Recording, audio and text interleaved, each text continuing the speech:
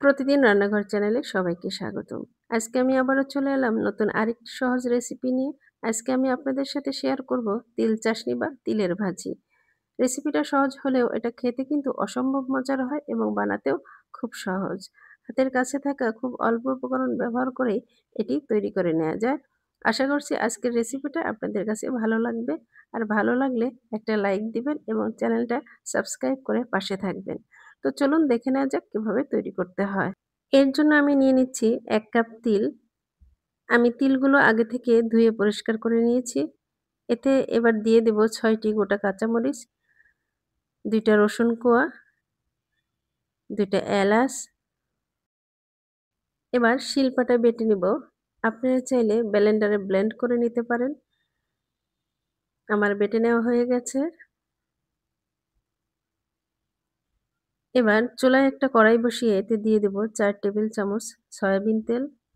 তেল গরম হয়ে এলে এতে দিয়ে দিব ফোড়নের জন্য একটা তেজপাতা, হাফ চা চামচ গোটা জিরা এবং দিয়ে দেব ১.৫ কাপ পেঁয়াজ কুচি।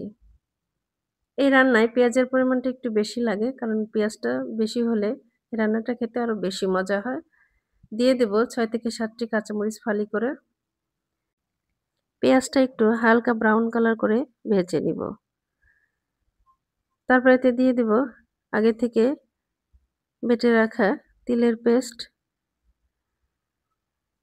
পেঁয়াজ মরিচের সঙ্গে তিলের পেস্টটা একটু মিশিয়ে নিব।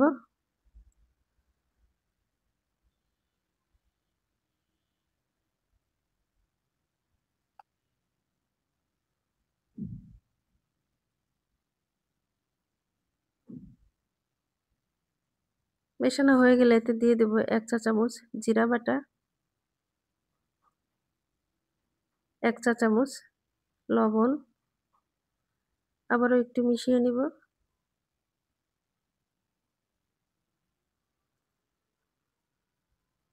তিলটা সেদ্ধ হওয়ার জন্য এতে দিয়ে দেব সামান্য পরিমাণ পানি। পানি দিয়ে আবার একটু মিশিয়ে নিব। তারপর এতে দিয়ে দেব হাফ চা চামচ ধনিয়া গুঁড়া, ১ চা চামচ হলুদ গুঁড়া। আবারও একটু মিশিয়ে নিব।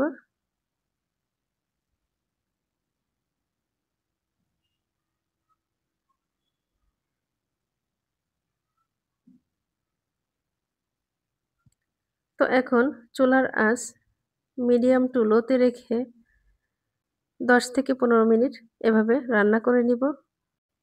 আর মাঝে মাঝেই নেড়ে দিতে হবে যাতে পুড়ে না যায়। যারা এখনো আমার চ্যানেলটা সাবস্ক্রাইব করেন নাই, প্লিজ সাবস্ক্রাইব করে পাশে থাকুন। আর যারা অলরেডি সাবস্ক্রাইব করে দিয়েছেন তাদেরকে অসংখ্য ধন্যবাদ পাশে থাকার জন্য।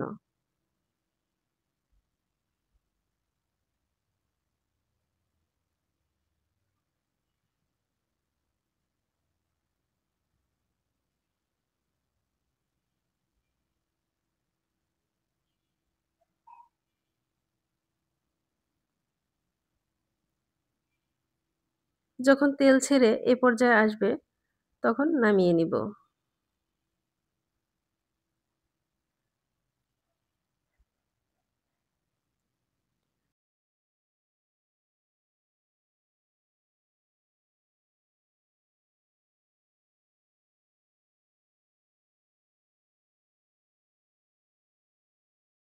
তো তৈরি হয়ে গেল মজাদার তিল চাশনি বা তিল ভাজি। এটা খেতে অসম্ভব মজার হয়। আপনিও চাইলে খুব সহজেই বানিয়ে নিতে পারেন। এটি শরীরের জন্য খুব উপকার।